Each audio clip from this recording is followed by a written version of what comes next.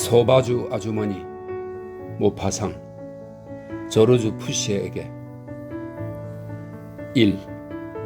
나는 15년 전부터 빌론 유해에 간 적이 없다. 올해 가을에야 사냥을 하러 친구 세르발의 집을 방문했다. 그 친구가 프로이센 군이 파괴했던 성관을 마침내 새로 지었던 것이다. 나는 그 고장을 무척이나 좋아했다. 세상에는 시각적으로 기분 좋고 관능적인 매력을 지닌 곳들이 있다. 사람들은 그런 곳을 감각적인 애정으로 사랑한다. 지상의 풍광에 매혹되는 우리 같은 사람들은 종종 자신을 감동시킨 샘, 숲, 연못, 언덕에 대한 행복한 추억들을 간직한다. 화창한 날이면 이따금 단 한 번 본 숲의 한적한 구석이나 별 한 끝 또는 꽃가루 흩날리던 과수원을 머릿속에 떠올리기도 한다. 그것들은 어느 봄날 아침에 거리에서 만난 옅고 투명한 옷차림의 여인들이 우리의 마음과 육체에 진정되지 않고 잊히지 않는 욕망과 스쳐가는 행복의 느낌을 남겨놓듯이 우리의 마음속에 남는다. 나는 키 작은 나무들이 자라고 개울이 핏줄처럼 대지 위를 가로질러 땅속으로 흐르는 비를로니우의 모든 들판을 사랑했다. 사람들은 개울 속에서 가재, 송어, 뱀장어들을 낚아 올렸다. 얼마나 숭고한 행복인가. 이곳저곳에서 미역을 감을 수도 있고 가느다랗게 물이 흐르는 개울 기슭에 돋아난 긴 숲을 속에서는 이따금 도요새가 보이기도 했다. 나는 내 앞에서 숲을 뒤지는 개 2마리를 바라보면서 염소처럼 경쾌하게 걸어갔다. 내 오른쪽 100m쯤 되는 곳에서는 세르발이 개자리 밭을 휘젓고 있었다. 소들은 숲의 경계를 이루는 덤불을 돌아가자 폐허가 된 초가집 한 채가 보였다. 갑자기 1869년에 마지막으로 보았던 그 집이 기억 속에 떠올랐다. 그때는 무척 깨끗하고 포도등굴에 덮여 있었으며 문 앞에는 암탉들이 있었다. 황폐하고 음산하게 뼈대만 남은 채 쓰러져가는 집보다 더 서글픈 것이 있을까? 나는 몹시 피곤하던 어느 날 한 착한 부인이 그 초가집 안에서 포도주 한 잔을 마시게 해주었던 일과 그때 세르발이 그 집 사람들에 대해 해주었던 이야기가 생각났다. 밀렵군이었던 그 집 아버지는 헌병들에게 사살되었고 전에 한 번 본 적이 있는 키 크고 마른 그 집 아들 역시 굉장한 사냥꾼으로 인정받고 있었다. 사람들은 그들을 소바주라고 불렀다. 이 소바주는 야만인이라고 하는 뜻입니다. 소바주라고 불렀다. 그것은 이름이었을까 별명이었을까? 나는 세르바를 소리쳐 불렀다. 그러자 그는 가늘고 긴 다리로 성큼성큼 걸어 나에게 다가왔다. 나는 그에게 물었다. 저 집 사람들은 어떻게 되었어? 그러자 그가 나에게 뜻밖의 이야기를 들려주었다. 2. 전쟁이 일어났을 때 당시 33살이었던 아들 소바주는 집에 어머니만 남겨둔 채 자원 입대했다. 사람들은 소바주 아주머니에게 돈이 있다는 것을 알고 있었기에 그녀를 그다지 불쌍하게 여기지는 않았다. 그녀는 마을에서 멀리 떨어진 숲 기슭에 외따로 서 있는 그 집에 혼자 남았다. 그녀 역시 집의 남자들과 똑같은 기질을 갖고 있어서 무서워하지 않았다. 그녀는 키가 크고 몸이 야위고 성미가 사나운 할머니로 웃는 일이 별로 없었고 사람들 역시 그녀와 별로 농담을 주고받지 않았다. 하긴 시골 여자들은 거의 웃지 않는다. 그것은 남자들이 할 일인 것이다. 단조롭고 답답한 생활을 하기 때문에 여자들은 음울하고 좁은 마음을 지니고 있다. 남자들은 술집에서 술을 마시며 떠들썩한 즐거움을 어느 정도 누리지만 여자들은 하나같이 딱딱하고 진지한 표정으로 집 안에서 지낸다. 그녀들의 얼굴 근육은 웃는 동작을 전혀 배우지 못하는 것이다. 소바주 아주머니는 자신의 초가집에서 평소와 다름없는 생활을 계속했고 그 집은 얼마 가지 않아 눈에 덮여버렸다. 그녀는 일주일에 한 번 약간의 빵과 고기를 사기 위해 마을에 갔다가 초가집으로 돌아오곤 했다. 늑대가 출몰한다는 소문 때문에 그녀는 등에 총을 메고 외출했다. 아들의 총으로 녹이 슬고 개물이 파니 손의 마찰 때문에 달아 빠져 있었다. 키가 큰 소바주 아주머니가 아무도 본 적 없는 하얗게 샌 머리카락을 머리에 꼭 맞는 모자 안에 우겨 넣은 채 총신이 튀어나온 허리를 조금 숙이고 때문에 느릿느릿 걷는 모습은 기묘하게 보였다. 어느 날 프로이센 군이 도착했다. 그들은 재산과 재력에 따라 각각의 주민들에게 적절히 배정되었다. 소바주 아주머니는 부자로 알려져 있어서 프로이센 군 4명을 할당받았다. 그들은 금색 피부에 금색 수염을 기른 뚱뚱한 4 젊은이였다. 파란 눈은 그때껏 겪어온 심한 피로에도 불구하고 윤기가 돌았다. 정복국가 출신이지만 선량한 젊은이들이었다. 그들은 이 나이든 아주머니가 혼자 살고 있다는 걸 알고 많은 친절을 베풀었다. 힘 닿는 대로 그녀의 고된 일을 도와주고 비용도 절약하게 해주었다. 아침이면 내 청년이 우물가에서 셔츠 소매를 적시며 세수하는 모습이 보였다. 눈이 많이 내린 날에는 북쪽 나라 출신다운 희고 분홍빛 도는 피부를 물에 흠뻑 적시기도 했다. 그러는 동안 소바주 아주머니는 왔다 갔다 하면서 수프를 준비했다. 그들은 부엌을 깨끗이 청소하고 유리창을 닦고 나무를 패고 감자 껍질을 벗기고 속옷을 빨면서 어머니를 모시는 착한 내 아들처럼 모든 집안일을 도와주었다. 하지만 그녀는 아들을 키가 크고 야위 없으며 매부리 코에 갈색 눈을 한 그리고 입술 위에 짙은 콧수염이 있는 자기 아들을 끊임없이 생각했다. 그래서 자기 집에 자리 잡은 프로이센 병사 한 사람에게 매일 이렇게 물었다. 프랑스 보병 23년대가 어디로 갔는지 아시오? 내 아들이 거기에 있는데. 그러면 그들은 이렇게 대답했다. 아니요, 몰라요. 전혀 몰라요. 그들도 고향에 어머니가 있기에 그녀의 고통과 염려를 이해하면서 소소한 일들을 살펴주었다. 그녀도 그들을 4명의 적군을 매우 좋아했다. 농부들은 애국심에서 나온 정오 같은 것은 별로 가지고 있지 않기 때문이다. 그런 것은 지배계급의 전유물이다. 비천한 사람들은 가난한 데다 온갖 새로운 의무들에 짓눌리기 때문에 가장 큰 희생을 당하며 수가 많기 때문에 대포에 몸을 내놓고 떼죽음을 당한다. 또한 가장 약하고 잘 저항하지 않기 때문에 잔인한 전쟁의 비극을 가장 처참하게 겪어야 한다. 그들은 호전적인 열정이나 명예와 관련된 흥분하기 쉬운 일들 혹은 패전국과 똑같이 성전국도 6달이면 지쳐버리는 소위 정치적 책략 같은 것을 거의 이해하지 못한다. 드고장 사람들은 소바주 아주머니 집에 있는 독일인들에 대해 이렇게 이야기했다. 그 4사람은 좋은 거처를 구해서 그러던 어느 날 아침 소바주 아주머니가 집에 혼자 있는데 멀리 벌판에서 그녀의 집 쪽으로 한 남자가 오는 것이 보였다. 편지를 배달하는 집배원이었다. 그는 그녀에게 접은 종이 한 장을 건네주었다. 그녀는 바느질할 때 쓰는 안경을 안경집에서 꺼낸 뒤 그것을 읽었다. 소바주 부인에게 슬픈 소식을 전하게 되었습니다. 부인의 아들 빅토르는 어제 포탄에 맞아 전사했습니다. 포탄이 그를 두동강 냈지요. 저는 그와 아주 가까운 곳에 있었습니다. 중대에서 함께 지냈거든요.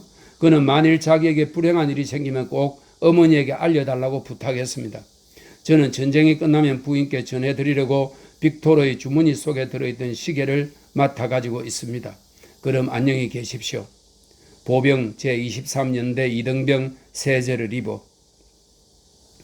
편지에는 3주 전의 날짜가 적혀 있었다. 그녀는 눈물 한 방울 흘리지 않았다. 넋이 나간 듯 가만히 앉아있기만 했다. 너무나 놀라고 얼이 빠져서 고통조차 느낄 수가 없었다.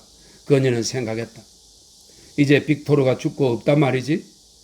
그러자 눈에 눈물이 조금씩 차올랐고 고통이 가슴 속으로 격렬하게 밀려들었다. 끔찍하고 고통스러운 생각들이 하나하나 머릿속에 떠올랐다. 이제 다시는 어른이 다 된 자식을 끊어안을 수 없는 것이다. 헌병들은 남편을 죽였고 프로이센 군인들은 아들을 죽였다. 아들은 포탄에 맞아 몸이 두동강 났다. 그것이 그 소름 끼치는 장면이 눈앞에 보이는 듯 했다. 아들이 눈을 부릅뜬 채 고개를 떨구고 화를 낼 때처럼 무성한 콧수염 끝을 깨물고 있는 모습이. 죽은 다음 시신은 어떻게 했을까? 이마 한가운데 총알이 박힌 남편을 헌병들이 돌려준 것처럼 그녀의 자식을 돌려주기만 한다면. 그때 그녀의 귀에 사람 목소리가 들렸다. 마을에서 돌아오는 프로이센 군인들의 소리였다. 그녀는 편지를 얼른 주머니 속에 감추었다. 그리고 눈가에 눈물을 닦고 보통 때와 똑같은 얼굴로 조용히 그들을 맞이했다. 4병사는 모두 기쁜 듯이 웃고 있었다. 훔친 것이 틀림없는 예쁜 토끼 한 마리를 가져왔기 때문이다. 그들은 맛있는 것을 먹게 될 거라고 노파에게 손짓했다. 그녀는 점심 식사를 위해 요리를 시작했다. 토끼를 죽여야 할 때가 왔을 때 마음이 불편했다. 하지만 이런 일이 처음도 아니지 않는가.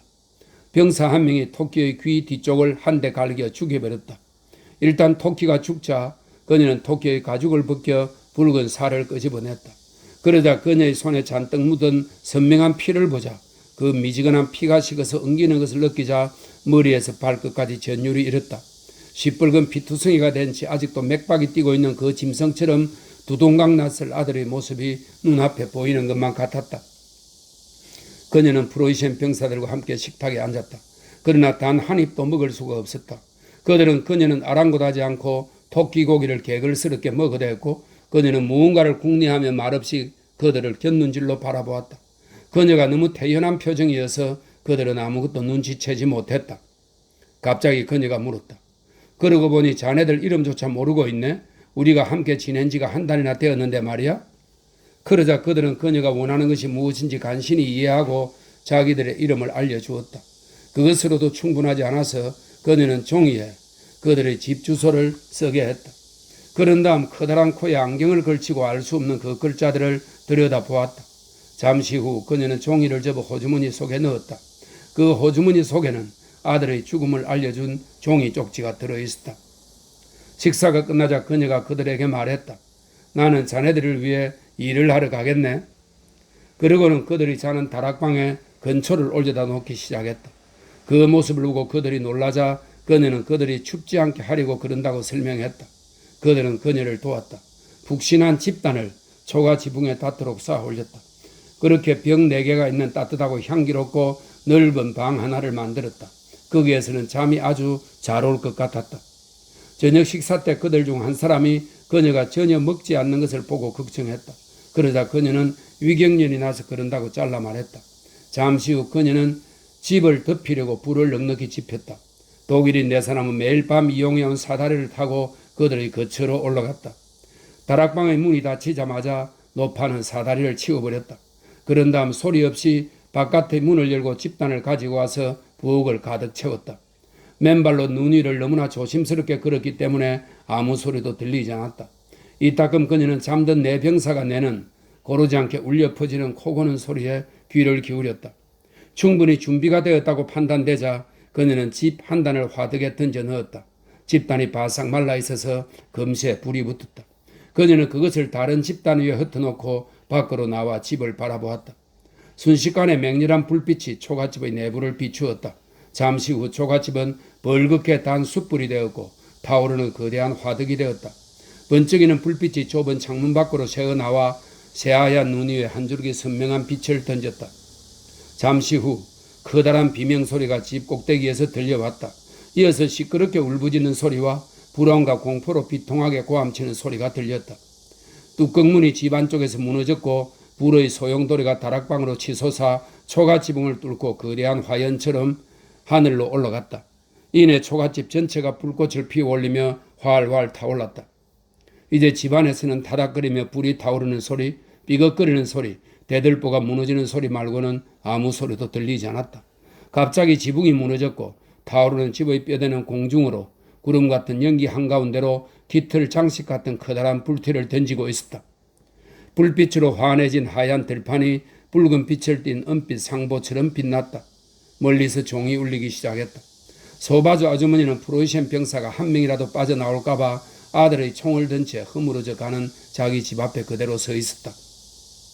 모든 것이 끝났다는 것을 알게 되자 그녀는 손에 든 총을 벌겋게 단 숯불에 던졌다. 요란한 포성이 울려 퍼졌다. 사람들이, 농부들과 프로이센 군인들이 왔다. 그들은 만족스러운 표정으로 나무 덩굴 위에 조용히 앉아있는 부인을 발견했다. 독일인 장교가 프랑스 젊은이처럼 프랑스어로 그녀에게 물었다. 당신 집에 있던 군인들은 어디 있어? 그녀는 사위에 관한 불그레한 잿더미 쪽으로 한쪽 팔을 내밀었다. 그러고는 큰 목소리로 대답했다. 저 안에. 사람들이 그녀 주위로 몰려들었다. 프로이센 장교가 물었다. 어떻게 해서 불이 났지요? 그녀가 말했다. 내가 불을 질렀어요. 사람들은 그녀의 말을 믿지 않았다. 급작스럽게 재난을 당해 머리가 돌아버린 거라고 생각했다. 사람들이 모두 그녀를 애워싸고 있었기 때문에 그녀는 사건을 처음부터 끝까지 모두 이야기했다. 편지가 도착한 일부터 집과 함께 태운 사람들이 마지막 비명을 지른 일까지 자기가 저지른 것, 느낀 것을 하나도 빼놓지 않고 세세하게 이야기했다. 이야기가 끝나자 그녀는 호주머니에서 종이 2장을 꺼냈다. 그리고 안경을 쓰고 마지막 불빛에 그것을 비추어 본 뒤 종이 1장을 내보이며 말했다. 이것이 빅토르의 죽음을 알린 편지요. 그런 다음 다른 종이를 보여주고는 붉게 타고 있는 집을 고갯짓으로 가리키며 덧붙였다. 이건 그 사람들의 이름이야. 그들 집에 편지로 알리려고 적어 놓았지. 그녀는 자신의 양 어깨를 붙잡고 있는 장교에게 종이를 조용히 내밀었다. 그러고는 다시 말했다. 그들에게 어떤 일이 일어났는지 편지하시오. 그리고 내가 그랬다고 그들의 부모에게 말해요. 소바주 부인 빅투아르 시몽이 그랬다고요? 잊지 마요. 장교는 독일어로 크게 명령을 외쳤다. 군인들이 그녀를 붙잡아 아직 따스한 불기가 남아있는 그녀의 집 벽에 밀어붙였다. 12명의 군인이 그녀 앞 20m쯤 되는 곳에 재빨리 정렬했다. 그녀는 전혀 움직이지 않았다. 사태를 간파한 것이다. 그녀는 그저 기다리고 있었다. 명령이 울려 퍼졌고 곧 긴 총성이 뒤따랐다. 다른 총성들이 들린 후 뒤늦은 한 방의 총소리가 다시 들렸다. 노파는 쓰러지지 않았다. 누군가가 다리를 걸어 넘어뜨린 것처럼 주저앉았을 뿐이다. 브루이셴 장교가 그녀에게 다가갔다. 그녀의 몸은 거의 두동강이 나 있었다. 아직 경련이 있는 그녀의 손에 피가 흥건한 편지가 쥐어 있었다. 내 친구 세르발이 덧붙였다. 그 보복으로 독일인들이 마을에 있는 내 성관을 파괴한 거야. 나는 그 초가 집안에서 타 죽은 4명의 온순했던 젊은이의 어머니들을 생각했고 그 벽에 몸을 기댄 채 총살당한 또 다른 어머니의 처참한 영웅적 행위에 대해 생각했다. 그리고 불 때문에 그때까지도 그 무스름한 작은 돌 하나를 땅에서 주워 들었다.